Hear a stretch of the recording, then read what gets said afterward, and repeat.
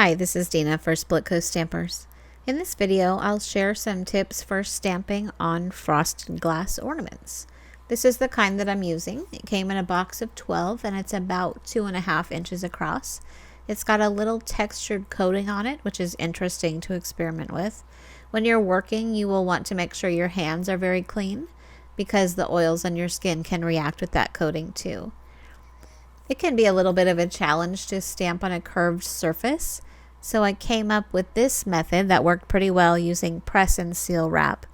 I've got a deep bowl that's about 4.5 inches across, and I'm going to cover the bowl with the press and seal wrap and get a good seal around the edge and down around the bowl, and that's going to give me a flexible stamping surface that should contour to the shape of the ornament that I'm pushing into it, also with a little pressure coming up from underneath as I press down.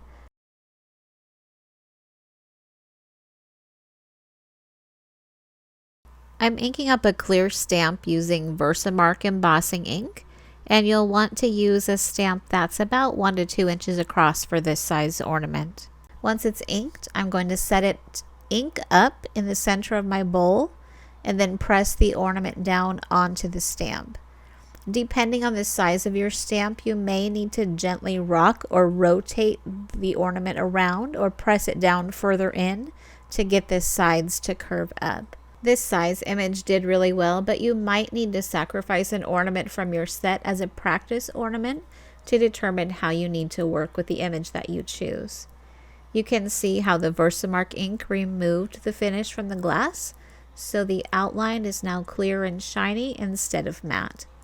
You will need to heat set the ink, and I like to set my ornament on a little roll of washi tape to keep it from rolling around. Remember to let the glass cool down before you handle it because it will be hot.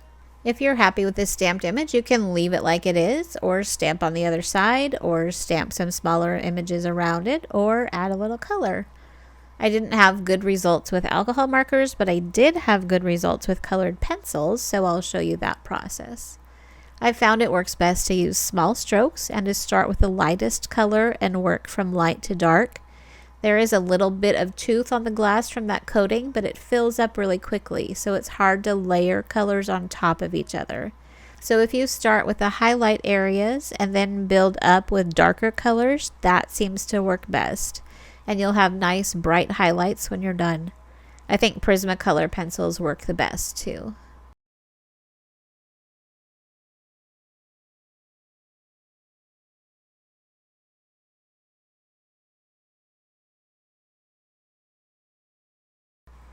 I sketched in a little branch for my bird to sit on, and then I used my Thule art markers to add a few more details and a little snow around him on the branch. These are acrylic paint pens, and I'm really enjoying them. You can find them on Amazon or on their website, which is tooli-art.com.